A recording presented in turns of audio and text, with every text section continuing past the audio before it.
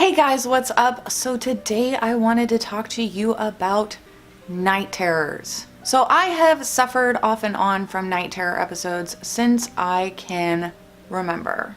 Now I know growing up this was terrifying to my parents. This was like a horrible, horrible experience for them, and I feel really bad, although I didn't really have any control over it. Waking up in the middle of the night, hearing your child screaming bloody murder like someone is trying to kill them, and them not recognizing you when you're trying to comfort them is probably really, really scary as a parent. I know one of my biggest fears is that my child is gonna end up being like me and suffering from night terror episodes because you can't console your child. Like, you cannot console your child. So as a parent, not being able to console your child and them not even knowing that you're there trying to console them, like, who knows what they're seeing, it's just a horrible, horrible experience. And I can't even imagine what my parents went through with me trying to figure out what was wrong with me. And then later on, they finally figured out that it was night terrors and they gave it a label.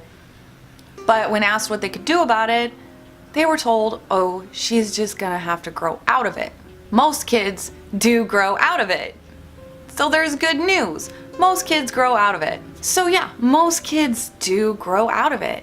I was not one of those lucky children. I still off and on have night terrors as an adult.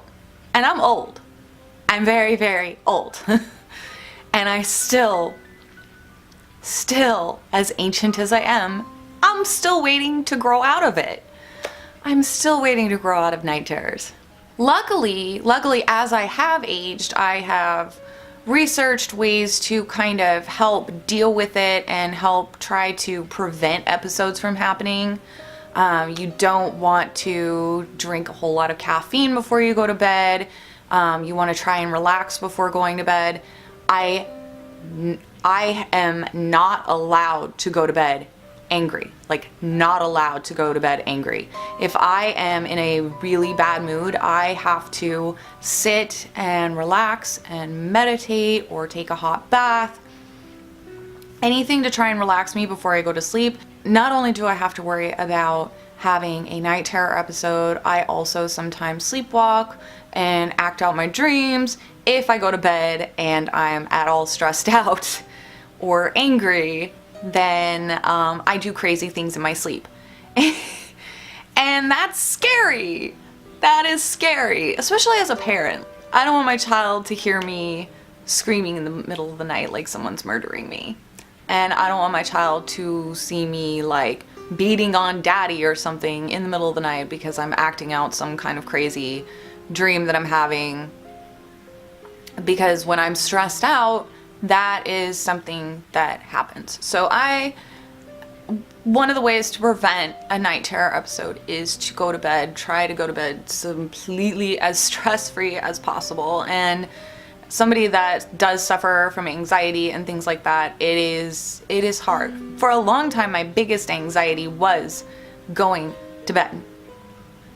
Not really going to bed, but going to sleep. I was terrified to fall asleep. So I have a lot of anxiety. I used to have a lot of anxiety just about going to sleep because I suffer from multiple sleep disorders, sleep paralysis, night terrors, and sleepwalking.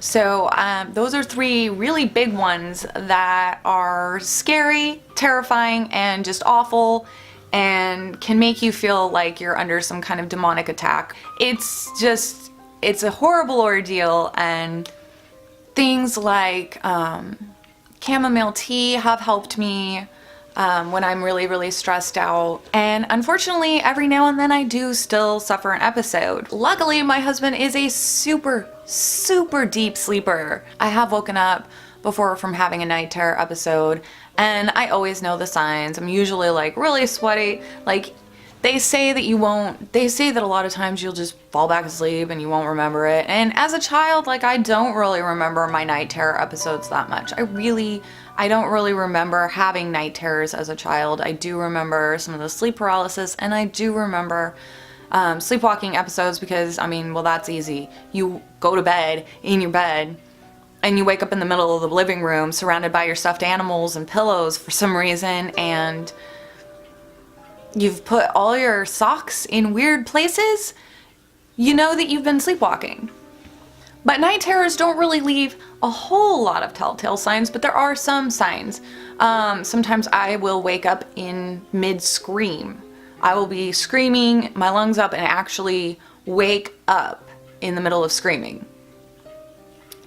I have woken up and just been super sweaty and wondered why my throat hurt really, really bad, and come to the conclusion that I probably was having a night terror, because there's only one reason why my throat would hurt that bad, and that's if I was screaming all night long.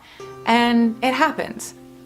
Like I said, my husband, he is so lucky because he can sleep through just about anything. And even if I were to wake him up for 5 seconds, like, he's not gonna remember it the next day. Now, night terrors and nightmares are very, very different. Nightmares, typically when you wake up, you will remember some sort of horrific thing that happened in your dream, and you won't probably want to go back to sleep for a while, because you'll be in your bed just scared. Night terrors, typically you don't remember the episode, you don't remember what you were dreaming about, you don't remember what was going on, you just woke up screaming, or crying, or sweaty, or fighting. I have woken up fighting before, like mid, just punching nothing, and wondering what was going on. I did wake up one time, I was biting and attacking my pillow. Just strange things. Some of this could have been my REM disorder, some of it could have been from my REM disorder, where my brain doesn't know it doesn't function right when I'm asleep. I don't sleep right. So night terrors, the person suffering from them usually doesn't remember any of it. They don't have any recollection of the event taking place. And quite frequently, they will just go back to sleep as if nothing happened and not even know they suffered an episode the next day. Now, when I was a child, I was like that. Like, I didn't remember any of the episodes, but my parents sure did, and told me all the lovely stories about it. They were really, really worried, really concerned, because that's not something you want to see your child going through every night, night after night after night. But like I said, now that I'm an adult, I suffer from them less frequently because I try and take a whole lot of precautions before I go to sleep so that I will hopefully not suffer an episode. Now, things that can trigger night terror episodes, similar to like with sleep paralysis and sleepwalking, as high stress, anxiety, going to bed like really just upset, crying, angry, any kind of like over emotion, any kind of like hardcore negative emotions can really seem to trigger these things. So trying to do things to really help yourself relax and get into a really calm, kind of peaceful, happy state of being before going to bed can really, really help prevent you from suffering from an episode. Especially when you are sharing your bed with someone, you really want to try and do everything that you can to not have an episode happen. Like I said, I mean, I've woken up sometimes when I was like fighting. I was fighting in something imaginary. I was fighting something that was in my head. So, and sometimes, you know, waking up screaming into your partner's ear, like, just, you know, you really want to try and prevent these things. I don't know if you guys out there suffer from any of these types of sleep disorders. If you do, just know you are not alone, and of course always feel free to share your experiences in the comment section below so that we can all kind of, you know, support each other. So that's all for today's video. If you liked it, please give it a thumbs up and subscribe to my channel where I post new videos every week. Thanks for watching, guys. Sweet dreams!